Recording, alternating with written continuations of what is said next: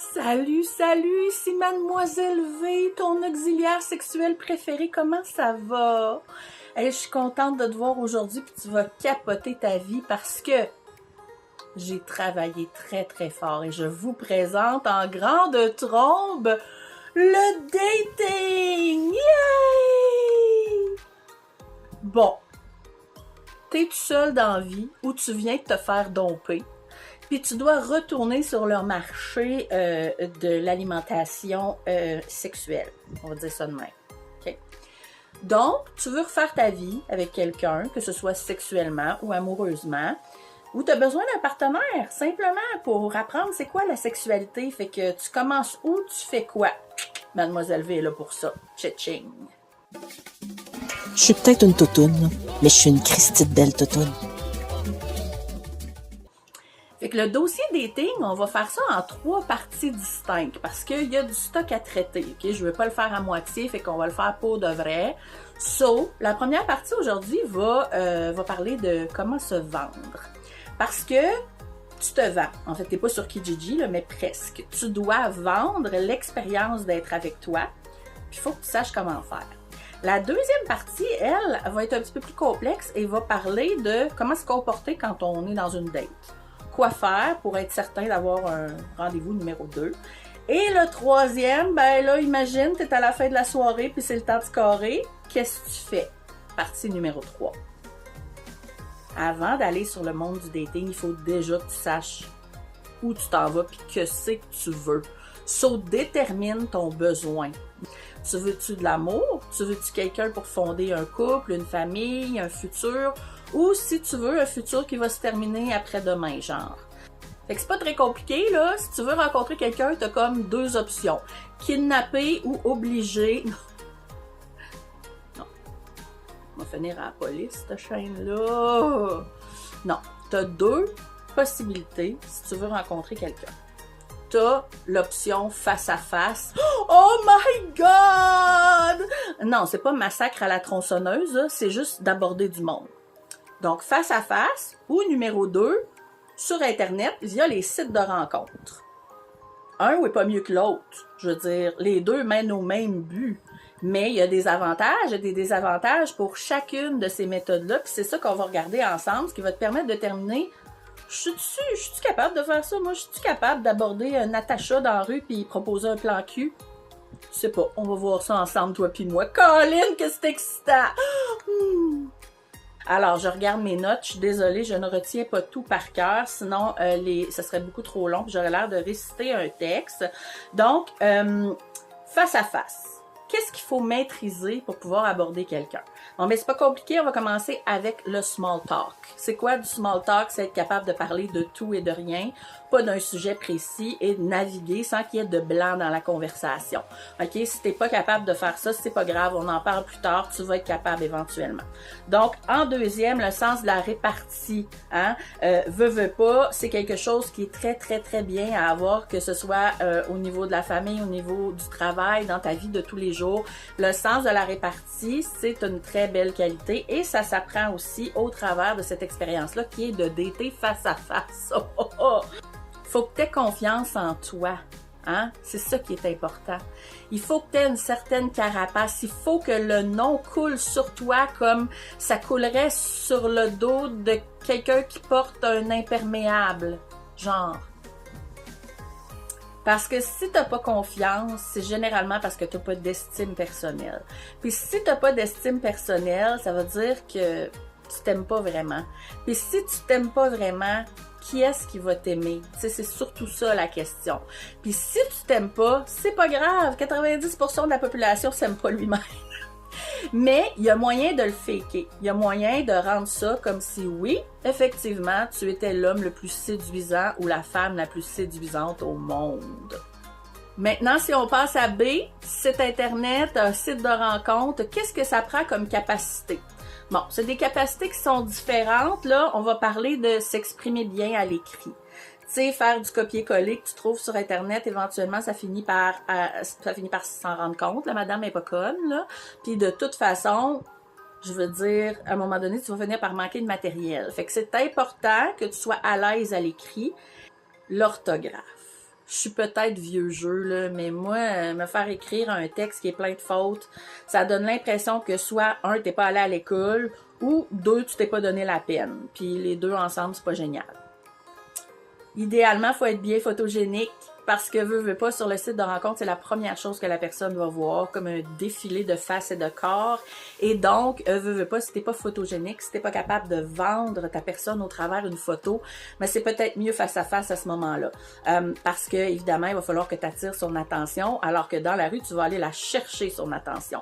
Et là, je parle au féminin parce que c'est un dossier qui m'a été demandé surtout par des hommes, mais sachez que c'est la même chose pour les femmes, à quelques exceptions près. Les avantages de rencontrer face à face et de se faire humilier. Parce que oui, on pourrait très bien se cacher derrière un profil, mais il y a des avantages à pas faire ça. La première étant la perte de temps.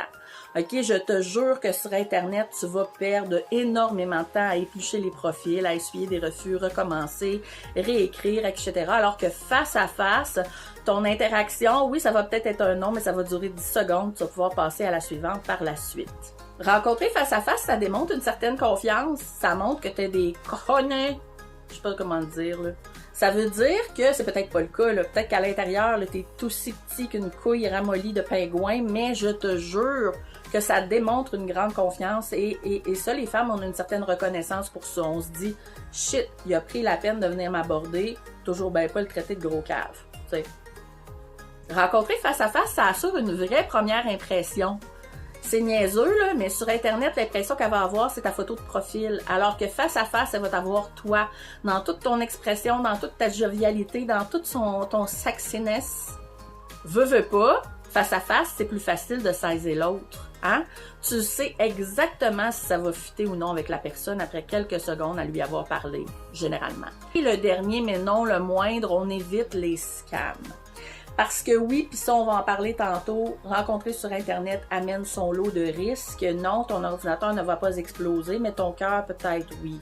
T'sais, parce qu'il y a énormément de scams sur Internet et les gens en quête d'amour et de sexualité sont généralement des cibles faciles. Évidemment, comme c'est pas pour tout le monde, ben il y a des inconvénients, hein. Je veux dire, c'est pas tout le monde qui voit ça comme étant quelque chose de possible, rencontrer face à face ou aborder face à face. Il y en a qui voient ça aussi pire que genre passer son barreau. Mais la réalité, c'est que c'est pas nécessairement le cas. Mais il y a des inconvénients, puis si on commence en premier, ben ça demande une grande confiance en soi ou de faker ta confiance en soi, donc d'être un peu comédien si on veut.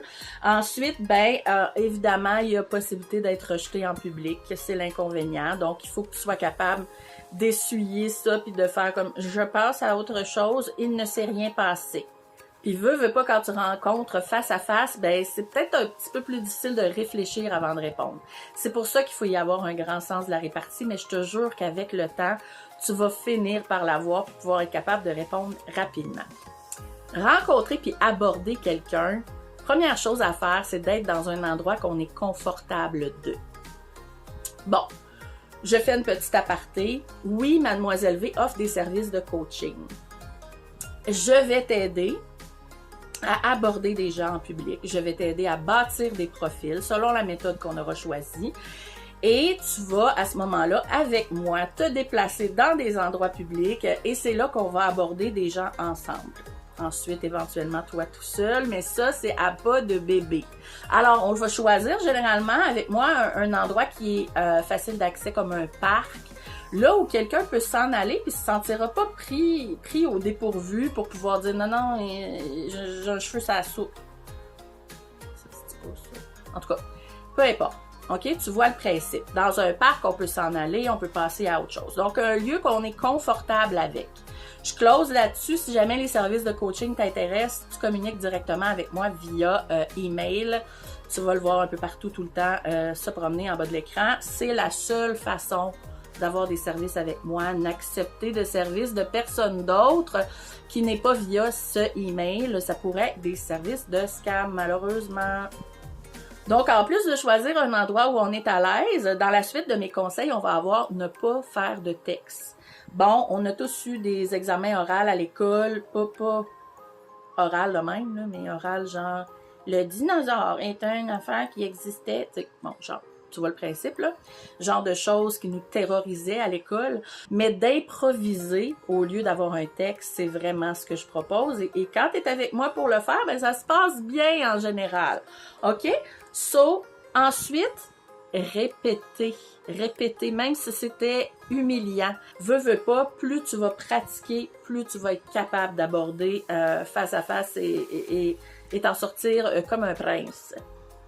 Tu ne devrais qu'avoir qu'un seul but pour rencontrer face à face et c'est simple, le dialogue. Apprendre à dialoguer.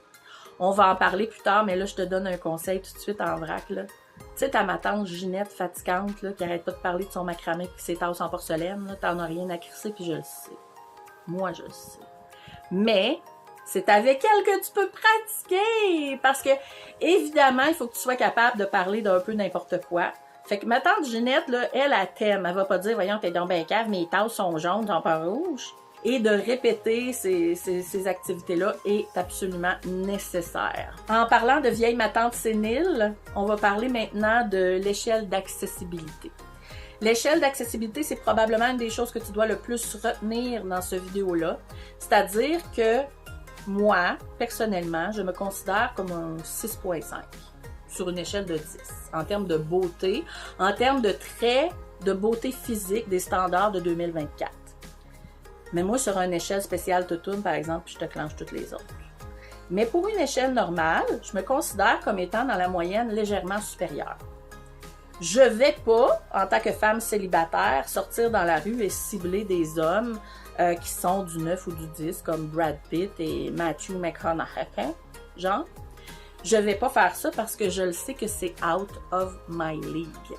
Oui, on peut sortir de cette zone-là comme challenge, mais il faut pas être niaiseux non plus. Je veux dire, à un moment donné, quand tu as le choix, quand tu as plusieurs choix, puis que ta beauté te permet d'aller d'un côté ou de l'autre, ben c'est sûr que tu vas pas te contenter de moins. Fait que ça va être d'essayer de rester dans cette zone d'accessibilité-là et même d'aller dans le bas de l'échelle d'accessibilité, surtout pour le small talk, OK? Au début, quand tu vas aborder face à face, tu vas pas aborder nécessairement une fille que tu vas vouloir dater ou une fille que tu vas vouloir fourrer. Tu vas aborder des gens que tu sais qu'il n'y a aucun risque, comme par exemple les hommes. Si tu es un homme, tu vas en aborder un autre. Au début, ça va être de juste demander « Hey, t'as-tu l'heure, man? » ou Hey, by the way, tu sais-tu, il est où le couche-tard le plus proche? J'ai envie d'une slush noire qui goûte la marde. » Donc, d'aborder des personnes dont tu veux pas le numéro, en fait, au début, va être beaucoup plus facile. Fait que retiens ça. L'échelle d'accessibilité commence dans le bas, puis monte vers le haut tranquillement. Rencontrer sur des sites de rencontres, ça a ses avantages et ses désavantages. On les regarde ensemble. Alors, premièrement, ça te permet de penser avant de parler. Ça a l'air niaiseux, mais il y en a qui sont pas capables d'improviser, il y en a qui sont pas capables d'avoir de conversation, donc ça te permet de bâtir cette conversation-là à l'avance et de demander des conseils pour ensuite répliquer à la personne. C'est possible de prendre des notes et de t'y référer dans le futur, puis ça c'est super important, on va en parler plus tard parce que l'écoute, c'est la chose la plus importante dans le dating. Le rejet est peut-être moins difficile, genre c'est moins humiliant, c'est peut-être plus facile de faire comme si rien s'était passé. Les inconvénients maintenant, ben évidemment, on en a parlé tantôt, c'est quelque chose qui prend beaucoup plus de temps. Pour avoir un numéro avec moi en séance de coaching, on prend un après-midi. Généralement par Internet, ça va te prendre plusieurs jours. Mais c'est peut-être un peu plus relax. C'est à toi de voir comment tu te sens. C'est peut-être plus difficile aussi via Internet de voir s'il y a une réelle chimie, surtout en ce qui a trait à la sexualité. Si tu recherches quelque chose qui est plus physique, ça peut être tough là, via texto de voir si la personne te plaît réellement. Donc, c'est un peu un inconvénient par rapport au face-à-face, je dirais. Et évidemment, l'inconvénient le plus important est la possibilité de tomber sur un scam. Il y en a énormément, on va en parler tantôt, méfiez-vous.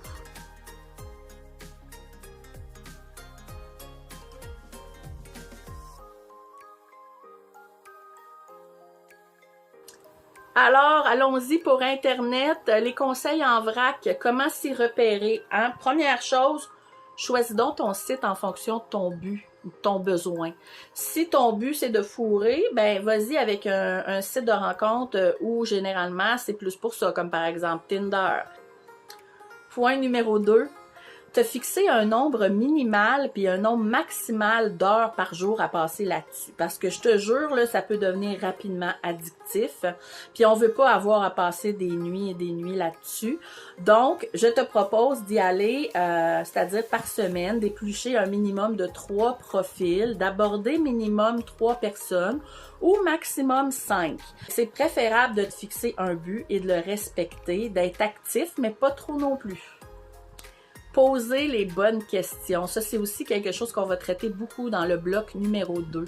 Mais déjà à ce stade-ci, poser les bonnes questions, c'est important pour savoir dès le début puis maximiser le temps que tu as.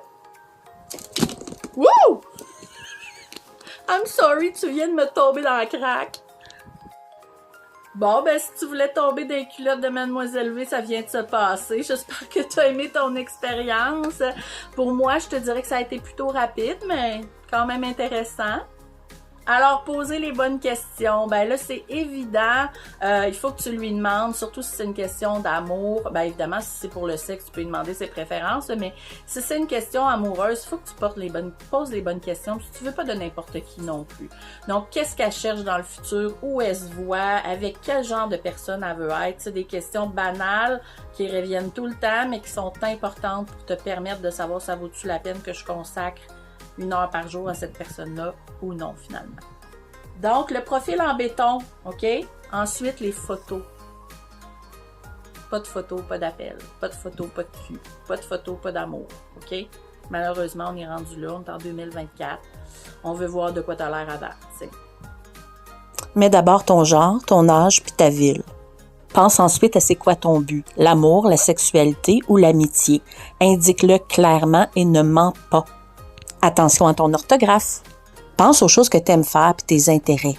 Les voyages, les loisirs, le travail, ton style de vie. Puis au lieu de dire que tu aimes les voyages puis la cuisine comme tout le monde, dis donc comment ça te fait sentir. Qu'est-ce qui te fait le plus triper dans ce loisir-là en particulier? Sans faire une liste d'épicerie, mais bien les qualités que tu voudrais que ta compagne ait. T'es qui, toi, dans le fond? Pense à comment les gens autour de toi te décriraient. Tu peux même les utiliser leurs mots pour bâtir ton profil parce que c'est eux qui te connaissent le mieux. Pense à une façon de te démarquer puis surtout utilise l'humour, mais pas en trop grande quantité, il faut aussi être un petit peu sérieux.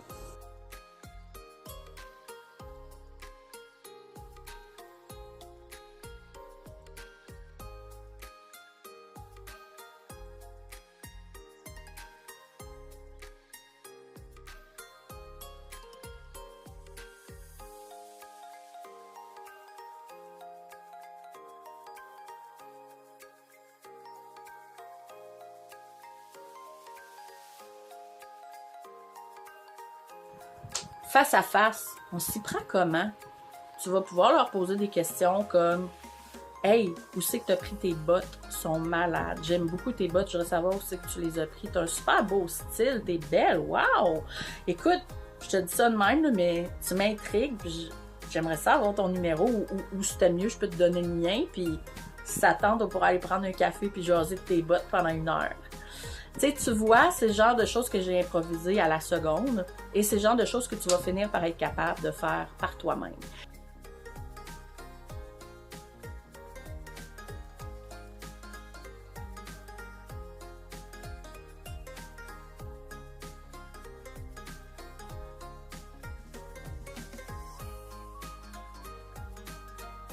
Numéro 5, un petit bonus. Souris. Le sourire, c'est une invitation. Ça enlève le mal à l'aise des gens. Ça rend le monde automatiquement beaucoup moins suspicieux, beaucoup moins agressé. C'est une invitation à te connaître et je pense que c'est un des meilleurs conseils que je peux te donner, même si tu ne crousses pas en public. Partout où tu vas, dès que tu vois une jeune fille que tu apprécies, dès que tu vois quelqu'un que tu trouves intéressant, souris.